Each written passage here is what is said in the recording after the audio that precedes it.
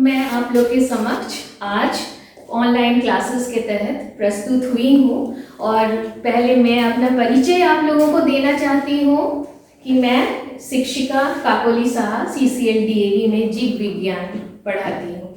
तो बच्चों, आज हम आपके समक्ष क्लास 12वीं की 12वीं कक्षा की प्रजनन मतलब रिप्रोडक्शन यूनिट जो है, जो पहला यूनिट है, उसके तहत क्या क्या है पहले मैं वो आपको बताऊंगी। उसके बाद हम लोग फर्स्ट चैप्टर जो कि प्रजनन, जीवों में प्रजनन है, उसको लेकर आगे बढ़ना चाहूंगी।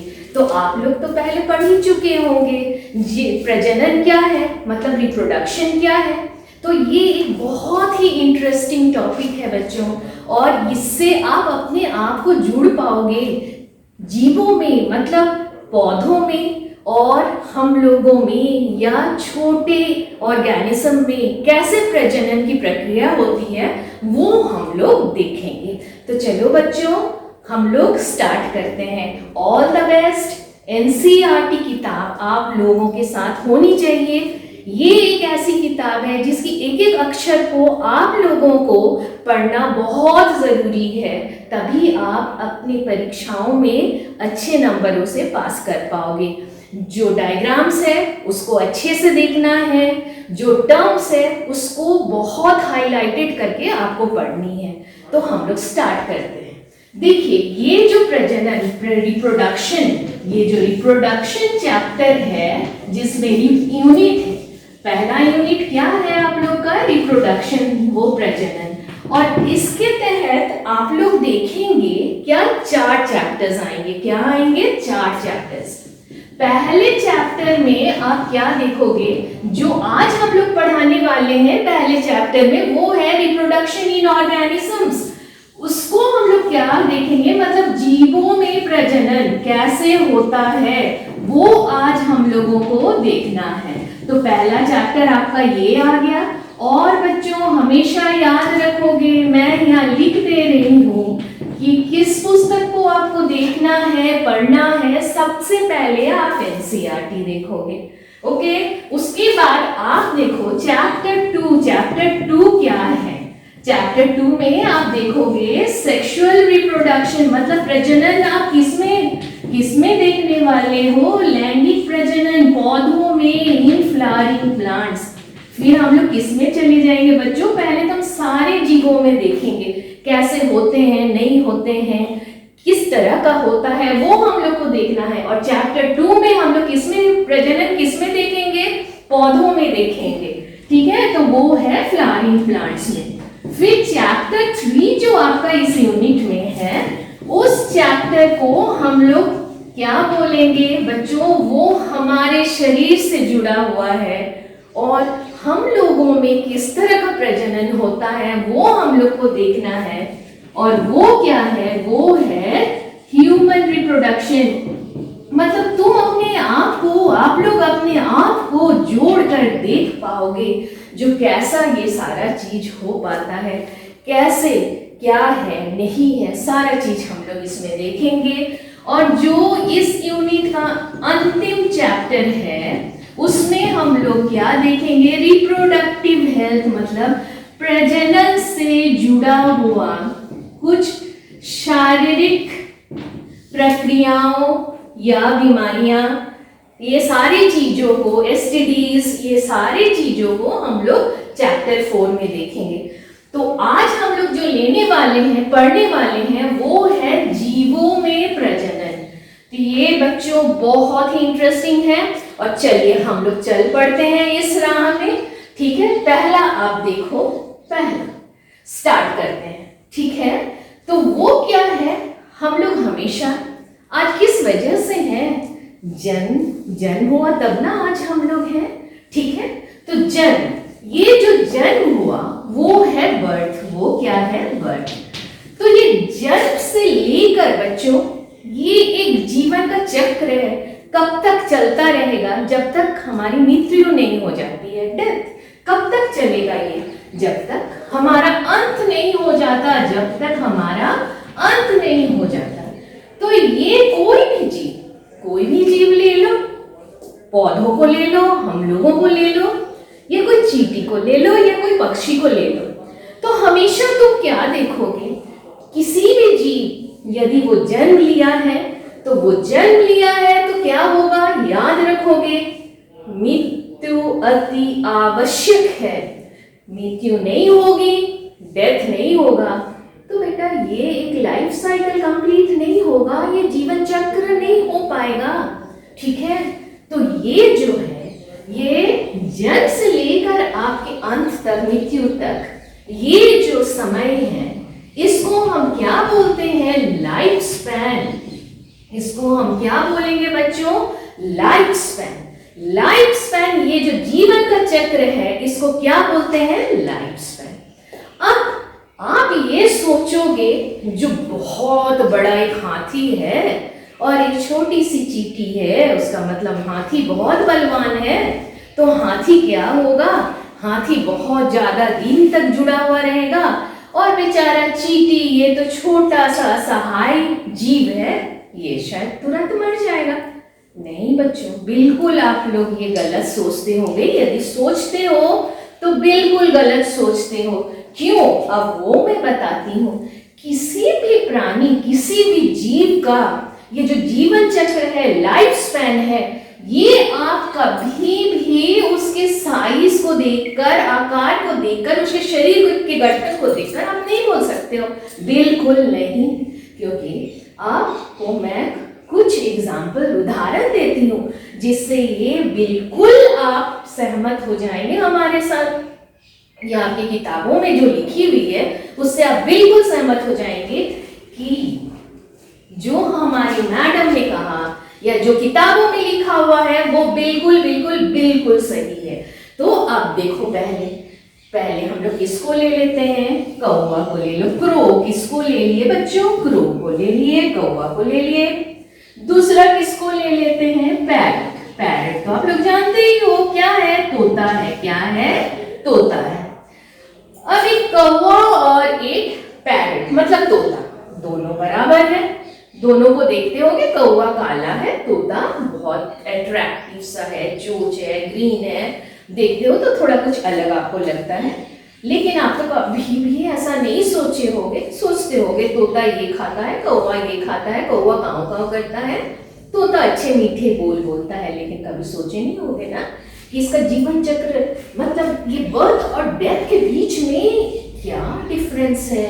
आपको जस्ट लगता होगा अरे दोनों पक्षी है, एक जैसा जीते होंगे, एक ही लाइफ स्पैन होगा, जीवन चक्र, जीवन काल एक ही है। नहीं बच्चों, क्रो जो है वो लगभग 25 साल, 20-15 से हम एवरेज मान के चलते हैं, 15 से 25 ले लो साल जीता है।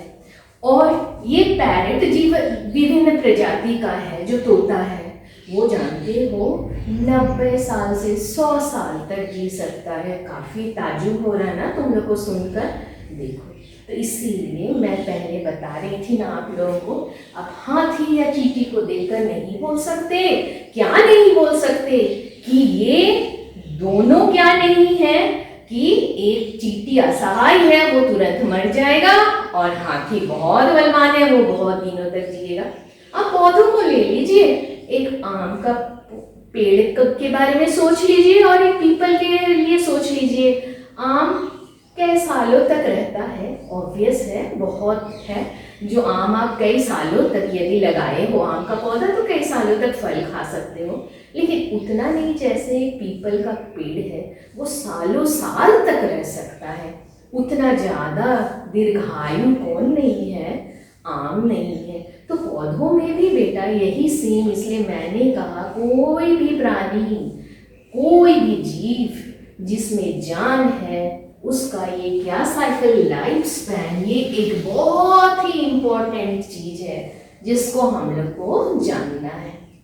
आप लोगों ने बटरफ्लाई, तितली देखा है ना, बटरफ्लाई देखा होगा ना, वो बेचारा जानते हो इतना अट्रैक्टिव, आप लोगों ने कितना अच्छा से बटरफ्लाई बनाया होगा क्लास में, ठीक है, कितना अट्रैक्टिव रहता है। लेकिन कभी आप लोगों ने सोचा नहीं होगा ना बच्चों, जो ये इतना अट्रैक्टिव, इसके पास इतना कुछ है, लेकिन ये सिर्फ कितना कई हफ्तों का मेहमान होता है, कितने दिन का, कई हफ्तों का, सिर्फ कई हफ्तों का मेहमान होता है। और फ्रूट फ्लाई जो छोटी छोटी कीड़े जैसे आप देखते हो ना, मक्खी, वो कितना उसका जीवन काल, जीवन चक्र, कितना दिन लाइफ स्पैन है, सिर्फ 1 महीना, सिर्फ 1 महीना। तो ये बच्चों, ये सोचने वाली बात है, जो यदि हम जन्म लिए हैं तो हमें अंत तक पहुंचना है, लेकिन मतलब हम लोग अमर नहीं है। क्या नहीं है? अमर नहीं है। और उसको मीन्स हम लोग क्या बोलेंगे, जो हम लोग इमॉर्टल नहीं है, हम लोग इमॉर्टल नहीं है।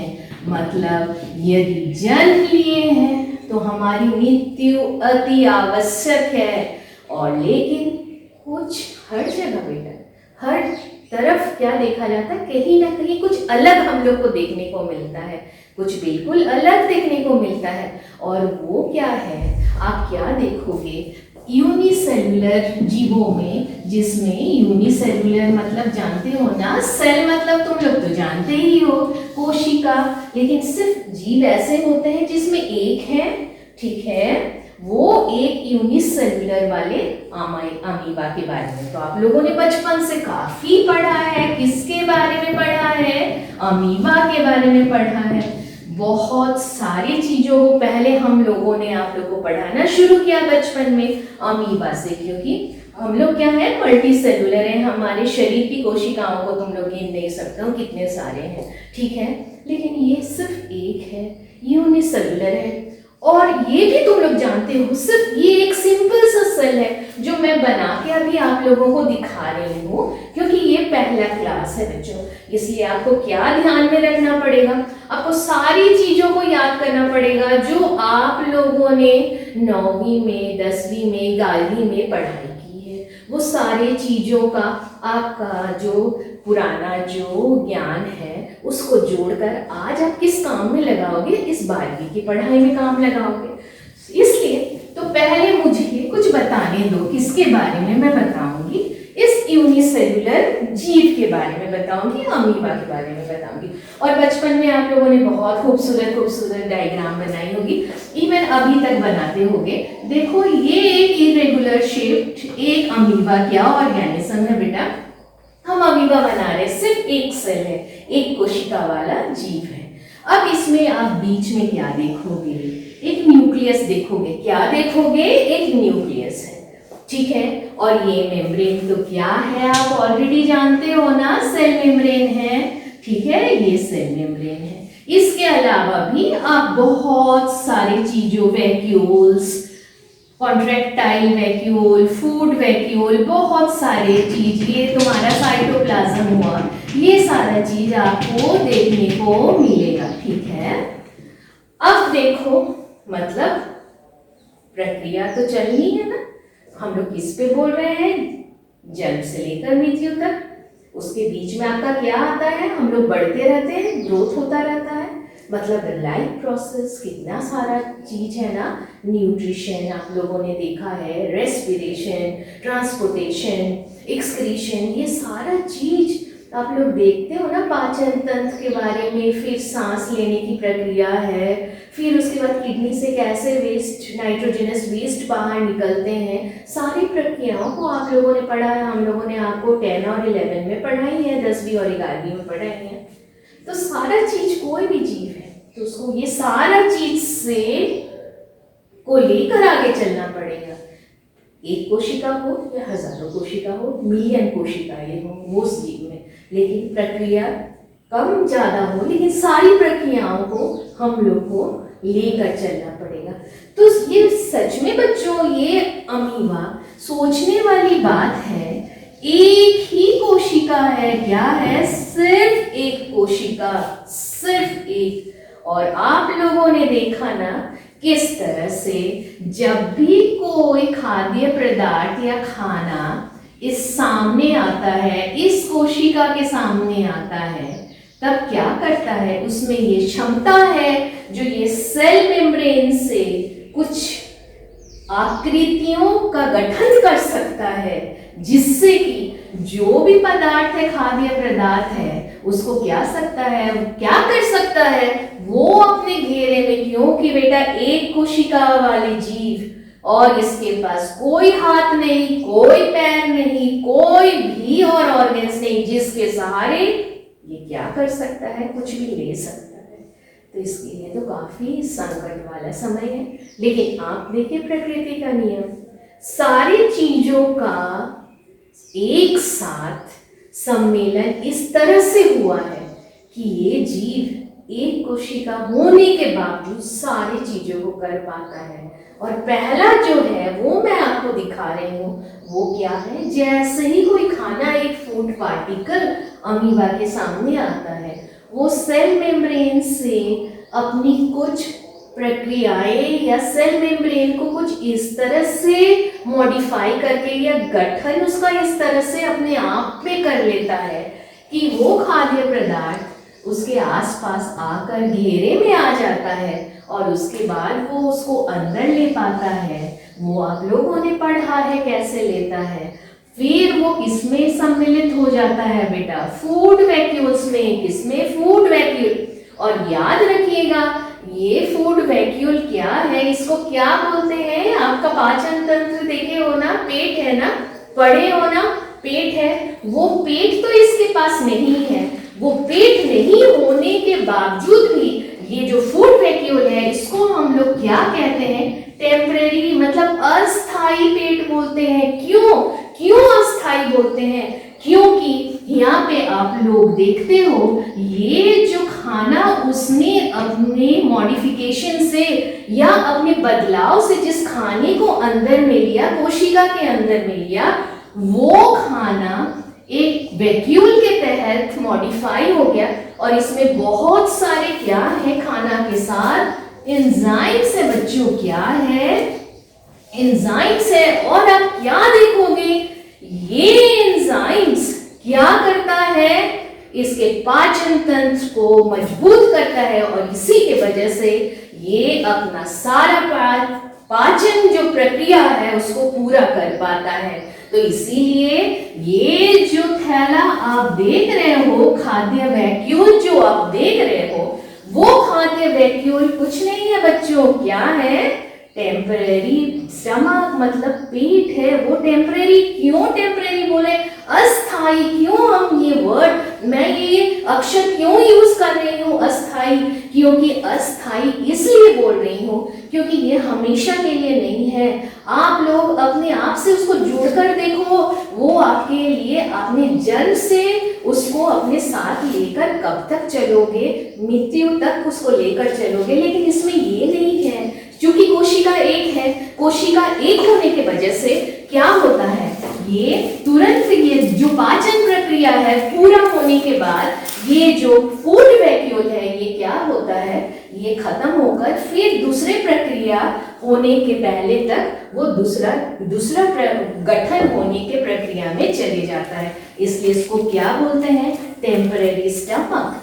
इसके बाद आप लोग क्या देखने वाले हो, ये तो हो गया उसका पाचन प्रक्रिया पूरा हो गया इस वैक्यूल में, ठीक है। उसके बाद क्या होगा, ये सारा चीज जो इसने किया, सारा प्रक्रिया जो इस फूड वैक्यूल में हुआ, वो सारा चीज क्या करेगा, इस कोशिका को वो चारों तरफ वितरित कर देगा। क्या कर देगा, वितरित कर देगा, जिससे कि इस कोशिका के एक एक कोने में ये वितरित खाद्य प्रोडक्ट, पाच्य खाद्य चीज जो प्रोडक्ट्स है वो एक एक जगह पर पहुंच पाए और इस कोशिका को मजबूती से इसका भरण पोषण कर पाए। इसके बाद आप क्या देखोगे, कुछ तो ऐसा होगा जो जितना ये खाद्य लिया वो सारा पाचन प्रक्रिया के तहत पाचन नहीं हो पाएगा, तो इसको क्या डाइजेस्ट नहीं हो पाएगा,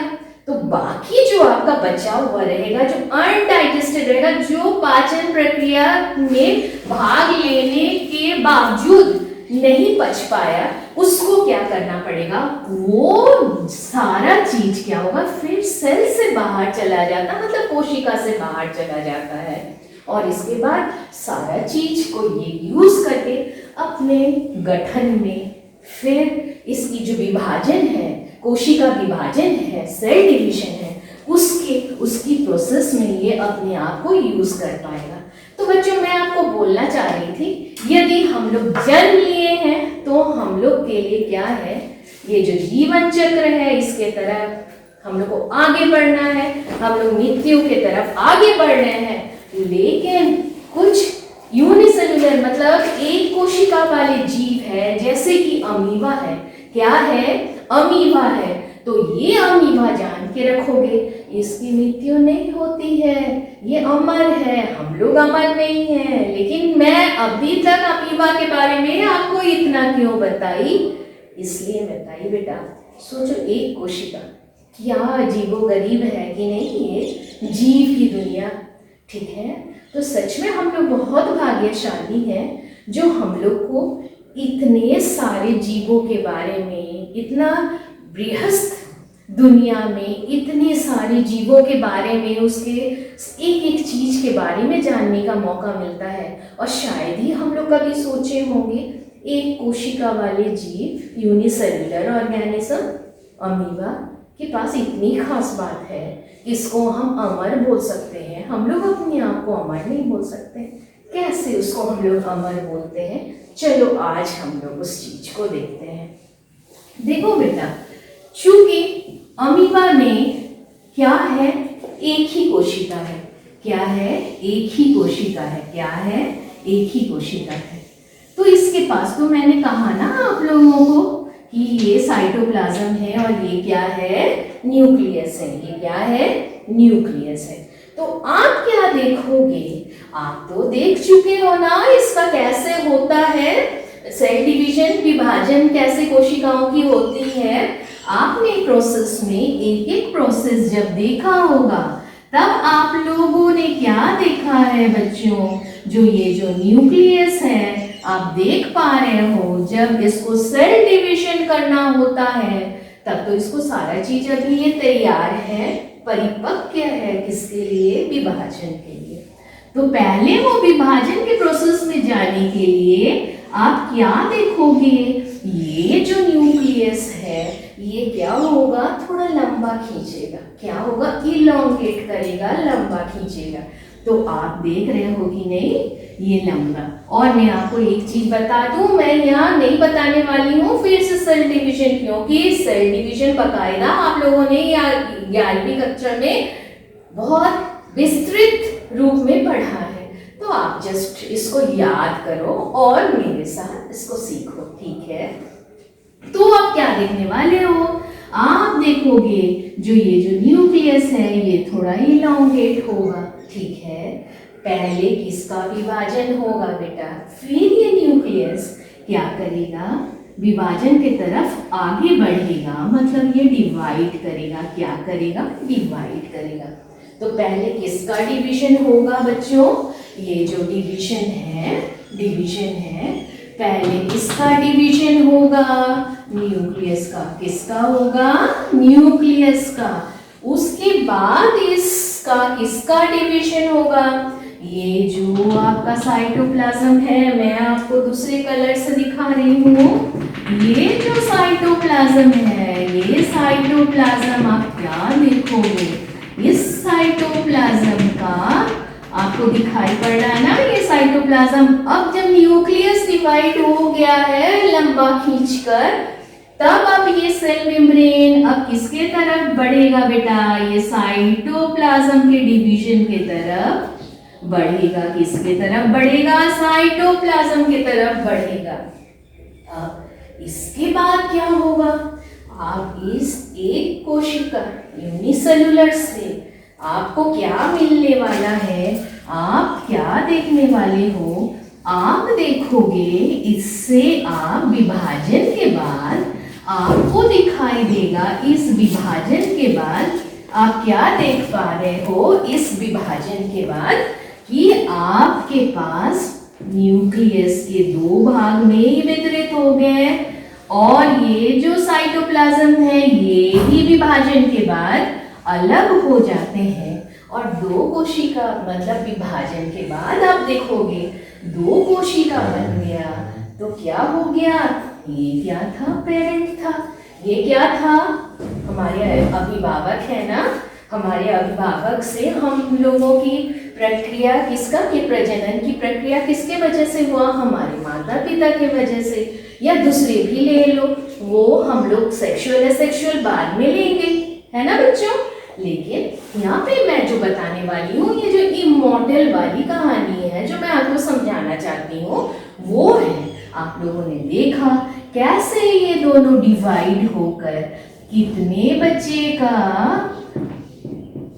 फॉर्मेशन हुआ, कितना कितना सेल बना, कोशिका आया, 2 कोशिका आया, 1 से कितना आया, 2 आया। अब सोच लो ये जो 2 कोशिकाएं हैं ये अलग अलग क्या है, अपनी एक अलग अलग पहचान है इन 2 कोशिकाओं में। ये एक अलग अमीबा है और ये एक दूसरा अमीबा है, और ये अपने तरह से अब अपनी जीवन शैली या जीवन प्रतिक्रिया को लेकर आगे बढ़ेंगे।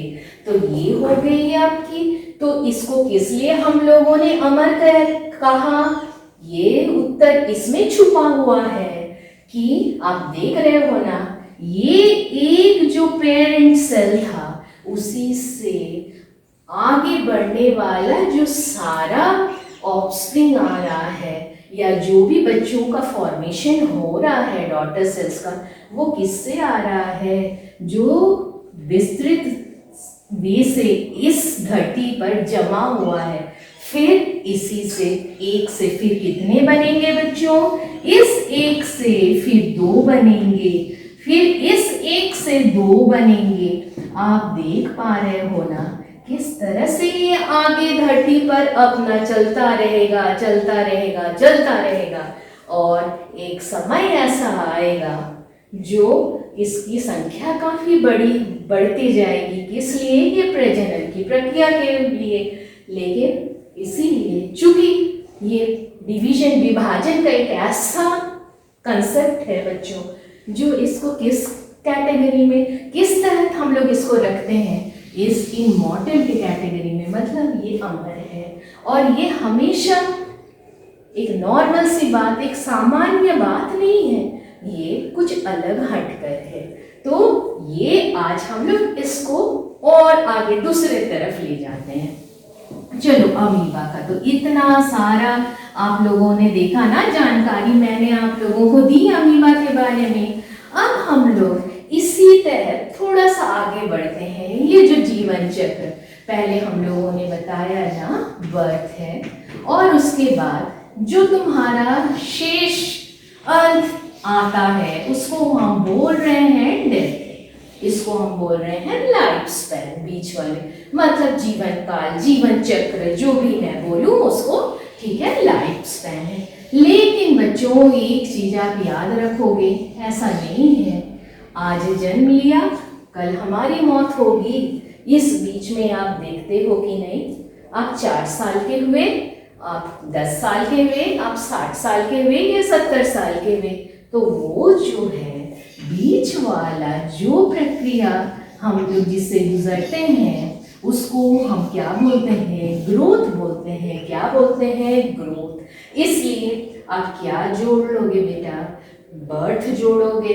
ग्रोथ जोड़ोगे, और डेथ जन्म, फिर बीच वाला जहां आपके विस्तृत शरीर में बहुत सारी बदलाव आ रहे हैं और आप एक परिपक्व इंसान की तरफ बनने की तरफ आगे बढ़ रहे हैं, और अंत में आपका क्या है, मौत है, जो कि निश्चित है। तो ये है लाइफ स्पैन। चलो, आज हम लोग ये प्रजनन प्रक्रिया की भागों को देखते हैं, ठीक है, मतलब टाइप्स ऑफ रिप्रोडक्शन, ये प्रजनन प्रक्रिया के भागों को देखते हैं। तो इसके पहले बच्चों मैंने अब तक जो तुम लोगों को सिखाया उसको फिर एक बार दोहराना चाहूंगी और इससे संबंधित कुछ प्रश्नों को तुम लोग के समक्ष रखूंगी, और तुम लोगों को होमवर्क भी करना है इसके लिए। तो मैं शुरू करती हूँ जस्ट तुम लोगों को याद दिलाने के लिए, जो क्या क्या चीज आपकी मैडम ने अब तक आपको सिखाया। पहले हम लोगों ने देखा ना लाइफ स्पैन, जीवन काल क्या देखा, जीवन चक्र के बारे में आप लोगों को सिखाया। उसके बाद विभिन्न जीवों में किस तरह से आपको विभिन्न जीवों में आपके शरीर में देखे ना, छोटा हो या बड़ा हो, कुछ भी हो, लेकिन उसका इस लाइफ स्पैन से कोई संबंध नहीं है, ये आपने देखा। इसके अलावा आपने क्या देखा, आपने देखा ना, जो हम लोग अमर नहीं है, हमारी जन्म हुई है तो मृत्यु होना एकदम लाजमी है। उसको हम लोग क्या बोलते हैं, लाइफ स्पैन। क्या बोलते हैं, लाइफ स्पैन बोलते हैं, जीवन काल, जीवन चक्र बोलते हैं। और इसके साथ मैं जोड़कर आपको और क्या बताई, जो ये क्या है, अमीबा एक एक्सेप्शनल एक जीव है जिसमें क्या है बच्चों कि वो अमर है। उसकी मौत के बारे में हम लोग बोल नहीं सकते हैं। क्यों उसके मौत के बारे में हम बोल नहीं सकते हैं, क्यों, क्योंकि मैंने आपको दिखाया जो किस तरह एक कोशिका के विभाजन से आपने देखा 2 बना, 2 से कितना बना, 4 बना, 4 से कितना बना, 8 बना। तो आप देख रहे हैं ना, उसकी संख्या धरती पर जैसे हम आगे बढ़ रहे हैं, उसकी संख्या आगे बढ़ते जा रही है। किस प्रक्रिया के तहत, प्रजनन की प्रक्रिया के तहत। तो मैं इससे संबंधित कुछ प्रश्न आप लोगों को देती हूँ, उसको आप नोट डाउन करोगे और करने की कोशिश करोगे। तो पहला जो प्रश्न है टाइप्स, मतलब ये पढ़ाने से पहले मैं आपको कुछ प्रश्न दे दूँ। क्या दे दूँ, प्रश्न। पहला प्रश्न देखो, तुम लोग याद रखोगे, ये अमीबा को हम लोग इमॉर्टल क्यों बोलते हैं, अमर क्यों बोलते हैं, मतलब why amoeba is known as, why amoeba is known as immortal, मतलब इसको अमर हम क्यों बोल रहे हैं। बार बार जब मैं बता रही हूँ जो जन्म लिए हैं तो हम लोग को ऊपर जाना जरूरी है, फिर भी एक देख रहे हो ना, अमीबा एक कोशिका के वाले जीव को मैं क्यों बोल रही हूँ इमॉर्टल है, क्यों इमॉर्टल है, ये हमको देखना बहुत ज़रूरी है। तो ये प्रश्न बहुत इम्पॉर्टेंट है बच्चों, बहुत ही ज़्यादा इम्पॉर्टेंट है ये प्रश्न। जो दूसरा प्रश्न है वो प्रश्न है, आप क्या परिभाषा लिखोगे, क्या लिखोगे, परिभाषा लिखोगे। और इसकी परिभाषा लिखोगे, What is lifespan? What is lifespan? किसकी परिभाषा आपको लिखनी है, लाइफ स्पैन की परिभाषा लिखनी है। उसके बाद आप क्या देखोगे, उसके बाद मैं आपको तीसरा प्रश्न देती हूँ। वो तीसरा प्रश्न क्या है,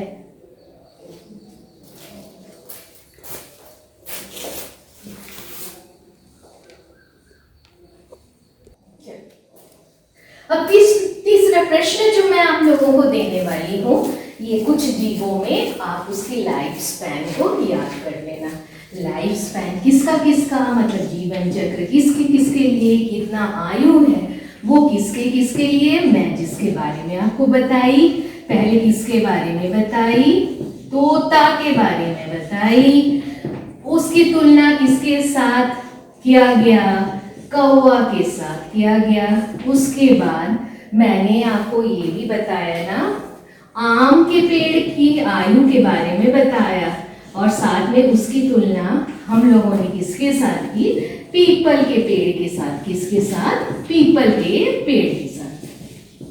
तो आज अभी तक, अब तक हम लोगों ने जो प्रश्न और जो टॉपिक्स या जो विषय को लेकर जिस संबंध में हम लोग अभी इसके बारे में डिस्कस कर रहे हैं, उससे संबंधित ये 3 प्रश्न हैं। और ये 3 प्रश्न को आपको क्या करना है, ये 3 प्रश्न को आपको अच्छे से लिखकर समझना है, ठीक है। और कहीं भी आपको कुछ दिक्कत हो बच्चों, ऐसी नहीं है जो हम लोग आपके साथ नहीं है, हम लोग आपके साथ खड़े हैं और आपको हर तरफ से मदद करने को तैयार है।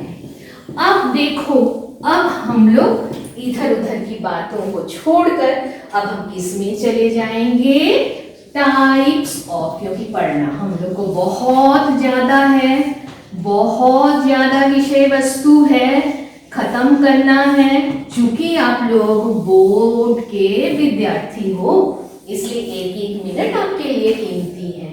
तो अब देखो, प्रजनन कितने तरह के हैं? 2 तरह के हैं। उसमें फर्स्ट आप क्या, पहला वाला को हम लोग क्या बोलते हैं? सेक्सुअल रिप्रोडक्शन, ठीक है। और दूसरे वाले को, जो काफी सहज प्रक्रिया है, समझना और याद रखना, वो क्या है? Asexual reproduction. अब घबराने की बात नहीं है, मैं इसको हिंदी में भी बता देती हूँ, अलैंगिक प्रजनन, और इसको हटा दो एसेक्सुअल से, लैंगिक प्रजनन, ठीक है। लैंगिक और लैंगिक प्रजनन। तो आपको ये दोनों प्रजनन के बारे में कैसे, अभी आपको क्या जानना है इसके बारे में जानते हो? इसके बारे में, ये दोनों में फर्क क्या है, ये आपको देखना है। पहले मैं जो सहज है उसको लेकर, अलैंगिक को लेकर आगे बढ़ती हूँ प्रजनन को। इसमें बच्चों आप ये एक चीज आप याद रखोगे, इसमें एक ही इंडिविजुअल है, यहाँ पे कोई सेक्स का बात नहीं है, लिंग का बात नहीं है, जो ये मेल है या फीमेल है। यहाँ पे आपको कुछ नहीं देखना है कि ये मेल है या ये फीमेल है, सिर्फ एक ऑर्गेनिज्म, एक जीव, वो क्या है, उसके पास क्षमता है क्या करने का, ये रिप्रोडक्शन की प्रक्रिया, जनन की प्रक्रिया को आगे बढ़ाने का, जिससे कि वो बहुत सारे ऑफस्प्रिंग को, बहुत सारे आने वाले अपने बच्चों को बना सकता है, खुद ही कैपेबल है, खुद ही सक्षम है, बना सकता है। तो यहाँ पे आपको क्या देखना है बेटा? यूनिपेरेंटल मतलब क्या है? एक ही जीव क्या है उसके पास, वो काफी सक्षम है किसके लिए? जनन की प्रक्रिया के लिए। और आप जानते हो ना प्रजनन क्या है? Reproduction is nothing but it is a process of giving rise to new individuals of its own kind. मतलब इसको भी मैं हिंदी में बता देती हूँ तुम लोगों को। प्रजनन एक ऐसी प्रक्रिया है जिससे क्या होता है, एक कोई भी जीव के पास क्षमता है जिससे वो क्या कर सकता है, बहुत सारे ऑफस्प्रिंग बच्चों को बना सकता है, पैदा कर सकता है, और जिसके वजह से आज, इसी के वजह से आज हम लोग धरती पर टिके हुए हैं। तो चलो एसेक्सुअल में पहले ले लेते हैं, मेल और फीमेल में कोई बात नहीं है, लिंग की कोई बात नहीं है, इसलिए उसको क्या बोलते हैं? यूनिपेरेंटल, एक काफी है, ठीक है। और क्या देखोगे, इससे जो बनता है अलैंगिक प्रजनन से जो भी बच्चे पैदा हुए, ऑफस्प्रिंग पैदा हुए, उनको हम लोग क्या बोलते हैं जानते हो बेटा? क्लोन बोलते हैं। तुम लोग तो जानते होगे क्लोन क्या है या क्लोनिंग क्या है। क्लोन मतलब जो भी बच्चे इनसे बने वो बिल्कुल हूबहू किसके तरह दिखते हैं, जिस पेरेंट से वो बने, जो भी इनके प्रजनन के लिए जिम्मेदार थे, वो बिल्कुल उसके नकल है, जो उनके बच्चे हैं उनके नकल है सारा चीज। क्यों? इसमें 2 चीज आपको देखना पड़ेगा। मॉर्फोलॉजिकली किस तरह से बराबर है बच्चों? Morphologically and genetically. 2 चीज आपको याद रखना पड़ेगा, मॉर्फोलॉजिकली एंड जेनेटिकली। मॉर्फोलॉजिकली मैं बता देती हूँ, घबराने की बात नहीं है। मॉर्फोलॉजिकली क्या है जानते हो? मतलब देख पा रहे हो ना मेरा नाक कैसा है? देख रहे हो ना आंख कैसा है? आपकी मैडम का बाल कैसा है? मैडम कितनी लंबी है? मैडम गोरी है या काली है? सब आपको दिखाई पड़ रहा है ना? आप सब देख पा रहे हो। मतलब ये जो बाहर से आप मुझे देख पा रहे हो, मेरे सारे चीज़ों को जो बाहर से आप अनुभव कर पा रहे हो, वो चीज़ को हम क्या बोलते हैं? Morphological characters, morphological characters. लेकिन आप अंदर में तो मेरे अंदर में क्या है, मतलब जेनेटिक्स, मतलब जीन क्या है, किस वजह से मैं काली हूँ, किस जीन के बदलाव के कारण मेरे में ये मेरी आंखें ऐसे हुई, मेरे नाक ऐसे हैं, तो वो चीज़ तो आपको पता नहीं चल रहा है ना। लेकिन ये बिल्कुल सही है, जो बहुत कम ही चीज़ है जहाँ पे देखोगे आप माता पिता समान बच्चे बिल्कुल हूबहू एक जैसा दिखते हैं। नहीं, ऐसा बिल्कुल नहीं है। बहुत सारी चीज़ है, बहुत सारा फर्क आपको दिखाई देता है। लेकिन क्यों? क्योंकि हम लोग अलैंगिक प्रजनन के तहत नहीं आते हैं। लेकिन जो भी अलैंगिक प्रजनन के तहत आते हैं, उन लोगों में आप क्या देखोगे? जो बच्चे बनेंगे वो हूबहू जो भी उसके पेरेंट थे, अभिभावक थे, जिनसे उनकी उत्पत्ति हुई, उनके बराबर वो हर लिहाज में उनकी तरह दिखेंगे। कैसे? मॉर्फोलॉजिकली वे जीन्स भी उनका एक जैसा होगा, देखने में भी वो हूबहू एक जैसे होंगे, जिसके लिए हम लोग उसको क्या नाम दे देते हैं? क्लोन। क्या नाम है? क्लोन।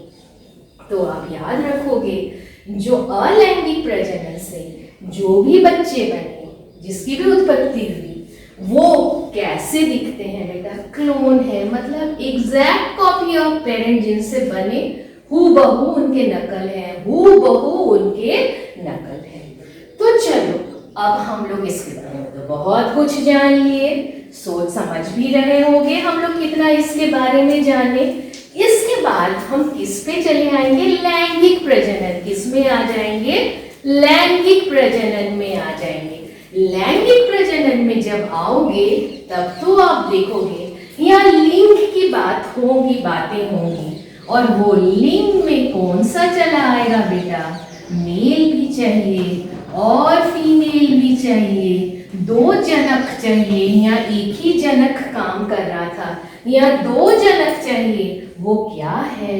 नर नारी के रूप में आपको दो जनक को लेके आगे बढ़ना पड़ेगा, तभी वो आप लैंगिक प्रजनन के बारे में आप उसको जान पाओगे। और हम लोग एक ऐसे जीव है, सिर्फ हम लोग नहीं बेटा, सिर्फ हम लोग नहीं, बहुत सारे, आप तो जानते ही हो कितने सारे जीव इसमें तहत आ जाते। पौधों के बारे में भी ले लो, ठीक है, पौधे भी इस प्रजनन की प्रक्रिया में शामिल हैं।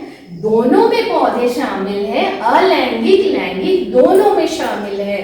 तो इसमें आप क्या देखोगे? जो मेल है, मतलब नर नारी की बात जिसमें आई, वो क्या है? सेक्सुअल रिप्रोडक्शन है, मतलब लैंगिक प्रजनन है। और उसमें ये वाला जो अक्षर हमने यूज किया था ना, क्लोन, जो हूबहू किसकी नकलची होंगे, जो बच्चे पैदा होंगे वो किसमें था? अलैंगिक। लेकिन इसमें नहीं है बेटा। इसमें क्यों वैसा था? क्योंकि वो मॉर्फोलॉजिकली और जेनेटिकली, मैंने आप लोग बताया मॉर्फोलॉजिकली और जेनेटिकली क्या है, इसमें आप नहीं देखोगे वो सारी चीजें। इसमें बहुत सारे फर्क आपको दिखाई पड़ेगा। ये तो आप देखते ही होंगे, आप अपने घर में ही आप खुद के बारे में सोच लो। आपके भाई बहन, मम्मी पापा, दादा दादी, सब चारों तरफ आप अपनी नजर दौड़ा लो, क्या देखोगे? बहुत सारी वेरिएशंस देखोगे, बहुत सारी चीज बदलाव आप एक दूसरे से मिला पाओगे, नहीं मिला पाओगे, बहुत सारी बदलाव आपको दिखेगा। किसी के काम करने का तरीका अलग, कोई देखने में अलग, कोई आंख अलग, बाल अलग। तो मॉर्फोलॉजिकली और जेनेटिकली बहुत सारे फर्क हो जाते हैं। इसीलिए क्या है, इस जो लैंगिक प्रजनन है, इस लैंगिक प्रजनन में हम एक बहुत ही इम्पोर्टेंट चीज को लेकर आगे बढ़ते हैं, जिसका नाम यहाँ पे आप लोग क्या देखे? क्लोन, मतलब बिल्कुल नकल। जो भी बच्चे पैदा हुए वो क्या थे? हूबहू अपने अभिभावक के तरह थे। लेकिन यहाँ पे आप क्या देखोगे? जो भी बच्चे इस प्रजनन के प्रक्रिया से आएंगे, उसमें आप देखोगे बहुत सारे बदलाव रहेंगे, एक दूसरे से मिलता जुलता बहुत कम ही इसके तहत आप देखोगे मिलता जुलता एक दूसरे से होगा, कुछ कुछ कैरेक्टर्स होगा जो एक दूसरे से मिलेगा, लेकिन ऐसा नहीं है जो एकदम एक दूसरे के नकल होंगे। इसलिए उसमें क्या है, बहुत सारी बदलाव आपको दिखाई देगा लैंगिक प्रजनन में, और उस बदलाव को हम क्या बोलते हैं, वेरिएशन। क्या बोलते हैं, वेरिएशन, जिसके वजह से देख रहे हो ना इसमें बहुत सारे। तो पहले मैंने क्या बताया आपको, अलैंगिक के बारे में बताया, फिर किसके बारे में बताया, लैंगिक। अलैंगिक में मैंने क्या बताया, जो भी प्रजातियां या जो भी बच्चे पैदा हुए वो क्या थे, वो अपने अभिभावक के नकलची थे।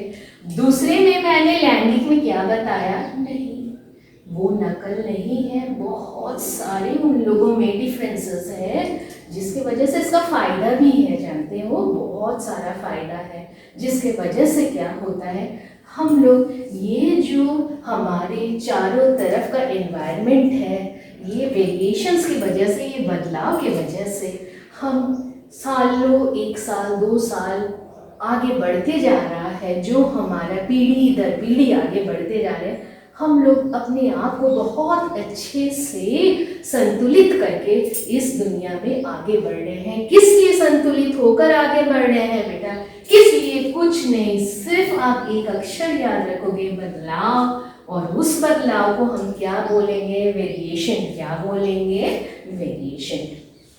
तो चलो इससे संबंधित कुछ प्रश्न को भी लिख लो, ठीक है। तो देखो ये दो चीज जो मैंने अभी तुम लोगों को बताया ना, लैंगिक और अलैंगिक, तो ये दोनों के लिए इससे संबंधित कुछ प्रश्न भी तुम लोगों को जानना बहुत जरूरी है। पहले मैंने आपको 3 प्रश्न दिए ना, अब आपको मैं और 2 प्रश्न देती हूँ।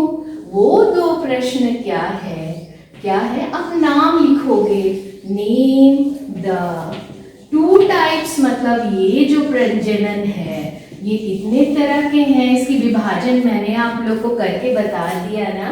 Name the 2 types of reproduction, मतलब ये प्रजनन का जो 2 चीज है, जो विभाजन करके मैंने 2 तरह का बताया, उसके नाम आपको लिखनी है। उसके बाद जो नेक्स्ट इंपॉर्टेंट क्वेश्चन है जिसको आपको लिखना बहुत जरूरी है, वो कौन सा है, डिफरेंसेस लिखना है बेटा आपको। डिफरेंसेस मतलब जानते हो ना, दोनों प्रजनन की प्रक्रिया के बीच में आपको फर्क लिखना है। डिफरेंसेस बिटवीन आपको लिखनी है, तो मैं बताऊंगी कितना लिखना है आप लोगों से अभी। Differences between sexual and asexual reproduction, differences between sexual and asexual reproduction। तो मैं तो ये चाहूंगी बच्चों, चूंकि आप लोग 12वीं के छात्र छात्री हो, तो मैं चाहूंगी कम से कम तुम लोग 4 एनी 4 फर्क डिफरेंसेस आप लोग लिखो, क्योंकि आप लोग अभी काफी बड़े हो गए हो, ठीक है। तो चौथा प्रश्न ये रहा, 5वां प्रश्न ये रहा। अब मैं दूसरे टॉपिक पर चली जाऊं, क्योंकि ये हमारा इतना ही है जो कि अभी आपको जानना है, लेकिन विस्तृत में अभी चूंकि हम लोग जीवों में प्रजनन के बारे में पढ़ रहे हैं, विस्तृत के बारे में हम लोग ले लेंगे। क्या लेंगे बच्चों, टाइप्स ऑफ अलैंगिक प्रजनन का टाइप्स पढ़ेंगे।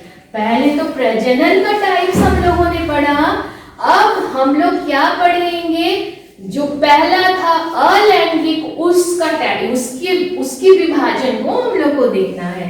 टाइप्स ऑफ एसेक्सुअल रिप्रोडक्शन, क्या देखना है, टाइप्स ऑफ एसेक्सुअल रिप्रोडक्शन।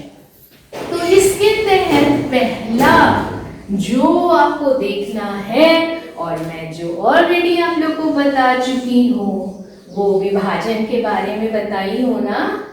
पहला वाला अमीबा में जो कोशिका का विभाजन कैसे करके दिखाया गया, और उसको क्यों अमर बोला गया, उसी के तहत उसी में छुपा हुआ है हमारा पहला जो भाग है, वो क्या है, उसको क्या बोलेंगे बच्चों, बाइनरी फिशन। पहला जो है बाइनरी और लैंगिक में तो मैं बता चुकी हूँ आपको, एक ही पेरेंट काफी है कि नहीं, 2-3 का कोई जरूरत नहीं है, लिंक का कोई जरूरत नहीं है, एक ही यूनिपेरेंटल होना एक ही काफी है। तो पहले हम लोग किसको लेते हैं, बाइनरी फिशन को। बाइनरी फिशन किसमें हम लोग देखेंगे, अमीबा में देखेंगे। तो बाइनरी फिशन मतलब इससे आप कैसे दिखा पाओगे, मैं आपको ऑलरेडी बता चुकी हूँ। ये एक अमीबा का कोशिका है, यूनिसेलुलर, और ये बाइनरी फिशन जानते हो बच्चों, ये किसमें है, अधिकतर जिसमें एक कोशिका है, जिस जीव में एक कोशिका है, या ऐसे जीव जहां जो कि बहुत सिंपल है, इसलिए वो लोग किसमें किस तरह के जनन की प्रक्रिया में चले जाते हैं, बाइनरी फिशन में। इसमें आप क्या देखोगे, एक न्यूक्लियस होगा, क्या होगा, एक न्यूक्लियस होगा। और मैं तो आपको ऑलरेडी बता चुकी हूँ क्या है, ये न्यूक्लियस है, इसको मैं थोड़ा अच्छे से गोल कर देती हूँ। फिर आप क्या देखोगे, इसमें क्या है, साइटोप्लाज्म है। आप क्या देख पाओगे, फूड वैक्यूल्स है, बहुत सारे वैक्यूल्स हैं, कॉन्ट्रैक्टाइल वैक्यूल्स है, सेल मेम्ब्रेन है। फिर दूसरे में आप देखो, जब ये जनन की प्रक्रिया में आगे बढ़ता है, प्रजनन की प्रक्रिया में, तब आप क्या देखोगे, ये जो अमीबा है, आप क्या देखोगे, मैंने आपको पहले भी शुरू में बताया ना, क्लास के शुरू में, ये न्यूक्लियस क्या होता है, लंबा खींचता है। क्या होता है, लंबा खींचता है, और ये बाकी चीज जैसे तैसे रहते हैं। इसके बाद आप क्या देखोगे, मैं ये पहला नंबर लिख देती हूँ, पहला, ये क्या है, दूसरा है, मैं तीसरे को भी बना के दिखाती हूँ आपको, ये तीसरा है। अब आप क्या देखोगे, इस न्यूक्लियस का विभाजन हो गया, और ये सेल का भी धीरे धीरे विभाजन हो जाएगा, और आप क्या देखोगे, एक कोशिका से आप कितने, एक पेरेंट से आप कितने को बनते हुए देख लिए, ये तीसरा है। एक से आप देख रहे हो ना, जो चौथा स्टेप में हम लोग आएंगे, उससे आप देख लिए किस तरह से एक से 2 बन गए, क्या बन गए, 2 बन गए। इसलिए इसको क्या बोलते हैं, बाय मतलब 2, फिशन कटाना, विभाजन हुआ, 2 बना, इसीलिए बाइनरी फिशन। और इसके बाद बहुत सहज है, तुम लोग खुद ही सोच लो, इससे फिर कितना बनेगा, इससे फिर 2 बनेगा, इससे कितना बनेगा बच्चों, 2 बनेगा। तो देख पा रहे हो, एक से आपको कितना बना, 2, 2 से कितने आएंगे, 4, 4 से कितने आएंगे, 8 आएंगे। तो जनन की प्रक्रिया हुई कि नहीं, ठीक है। तो बाइनरी फिशन हम किस में देखें, अमीबा में देखें। चलो अब हम लोग दूसरे तरह के फिशन में जाते हैं, या अलैंगिक का जो दूसरा वाला है, उसको लेकर हम लोग आगे बढ़ेंगे। उसको पहला वाला मैं लिख देती हूँ, फिर से आप लोग को याद रहेगा, वो क्या था, बाइनरी फिशन। वो क्या था, बाइनरी फिशन। वो तो अमीबा में विभाजन देखे ना, कोशिका का विभाजन से हुआ। अब आप दूसरा वाला जो लोगे, जो पढ़ने वाले हैं अलैंगिक में, वो क्या है, मल्टीपल फिशन है। वो क्या है, मल्टीपल फिशन है। चलो ये बहुत मजेदार चीज है, इसको बताती हूँ मैं तुम लोगों को। हम लोग तो मलेरिया, चूंकि हम लोग गिरिडीह में हैं, तो काफ़ी हम लोग इस बीमारी से जूझते रहते हैं, जो कि मलेरिया है, ठीक है। तो ये मलेरिया है, ये किस वजह से आता है बच्चों, आप लोग बोलते रहते हो शायद मच्छर काटा मलेरिया हो गया। नहीं बच्चों, ये ठीक है मच्छर काटने से होता है, लेकिन जो जीवाणु, जो जीव इसके लिए जिम्मेवार है मलेरिया के लिए, उसका नाम क्या है, प्लाज्मोडियम। प्लाज्मोडियम आप लोग देखते होंगे ना, ब्लड टेस्ट के बाद आपका जो रिपोर्ट आता है, जो रिपोर्ट आता है मलेरिया पॉजिटिव, यदि आपका मलेरिया है तो वो पॉजिटिव मतलब आपको मलेरिया है, और नीचे लिखा हुआ रहता है वो किस जीव के वजह से है, वो आपका लिखा रहेगा प्लाज्मोडियम वाइवेक्स। क्या लिखा रहता है बेटा? प्लाज्मोडियम, क्योंकि गिरिडीह में जिस प्लाज्मोडियम के स्पीशीज प्रजाति के वजह से हम लोग मलेरिया से ग्रसित हैं, जो कि बहुत भयंकर रूप नहीं लेता मेरी हम लोगों की जान से नहीं, क्योंकि ये एक माइल्ड फॉर्म का है स्पीशीज, तो उसका क्या नाम है? Plasmodium vivax. ये तो आपको याद करना पड़ेगा, इसका तो कोई हिंदी नाम है नहीं, ये जैसा है वैसा आपको याद करना पड़ेगा, ठीक है। तो ये जो मल्टीपल फिशन है ये किस वजह से है बेटा? किस जीव की वजह से? मच्छर काटता है तभी वो आप में आता है, लेकिन किसके वजह से है? प्लाज्मोडियम की वजह से। किसके वजह से है? प्लाज्मोडियम की वजह से ये होता है। तो चलो, प्लाज्मोडियम में किस तरह से अलैंगिक प्रजनन होता है उसको आज हम लोग देखते हैं, ठीक है। ये मच्छर तो बिल्कुल बच्चों क्या करता है, ये वेक्टर है, ये जो जीव प्लाज्मोडियम है इसको सिर्फ ये मच्छर क्या करता है, उसको हमारे शरीर तक पहुंचाता है। मच्छर तब तो दिन भर हम लोग को मच्छर काटता है, तो हम लोग तो जिंदगी भर मलेरिया से ग्रसित रहते हैं कि नहीं। लेकिन इसलिए हम लोग को क्या देखना है, जो मल्टीपल फिशन प्लाज्मोडियम से हो रहा है वो कैसे हो रहा है। चलो एक प्लाज्मोडियम को लेते हैं। एक प्लाज्मोडियम है, प्लाज्मोडियम को मैं ऐसे ही बहुत सिंपल तरीके से इस तरीके से आपको बताती हूँ।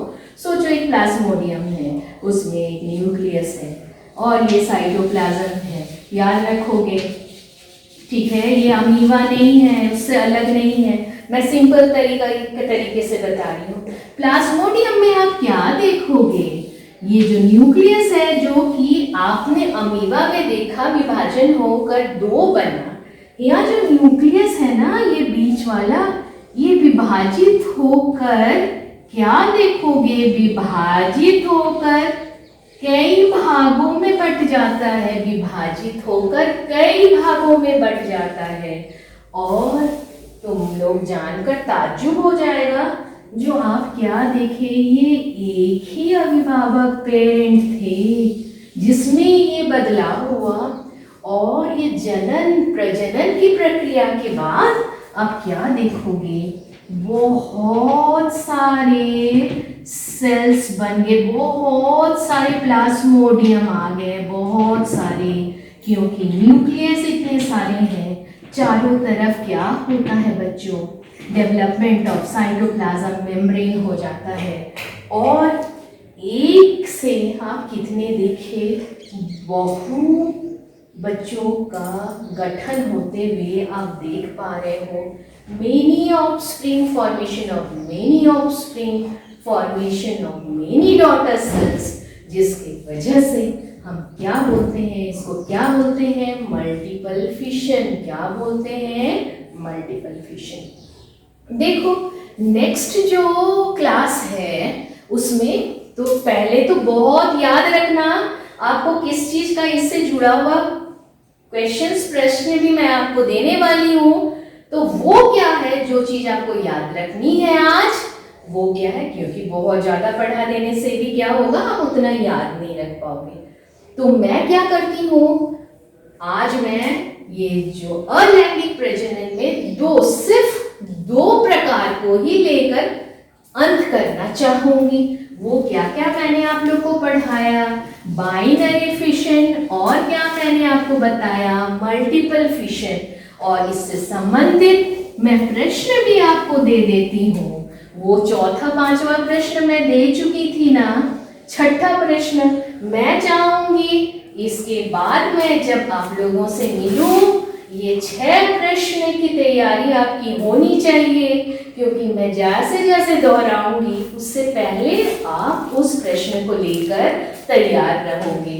तो क्या देखनी है आपको, क्या करना है, गिव द डिफरेंसेस। छठा प्रश्न क्या है, जो आपको फर्क बताना है किसके किस में के बीच में, give the differences between binary fission and multiple fission, दोनों के बीच में binary fission and multiple fission. तो ये प्रश्न के साथ मैं चाहूंगी आप इस 6 प्रश्नों की तैयारी बहुत अच्छे तरीके से करते रहे। क्यों? क्योंकि ये 6 प्रश्न बहुत आपके बोर्ड परीक्षा के तहत बहुत बहुत बहुत इम्पोर्टेंट है। तो इसीलिए इन 6 प्रश्नों का आप तैयारी अच्छा से करिए, घर के अंदर रहिए, सुरक्षित रहिए, खुश रहिए और अपनी पढ़ाई को जारी रखिए। ये कतई मत सोचिए कि हम आपके साथ नहीं हैं, हमेशा हम आपके साथ हैं, लेकिन आपका साथ भी चाहिए, क्योंकि हम लोगों ने जो आपको बताया उस चीज को आपको हमेशा सही तरीके से पढ़ना है और समझना है। धन्यवाद।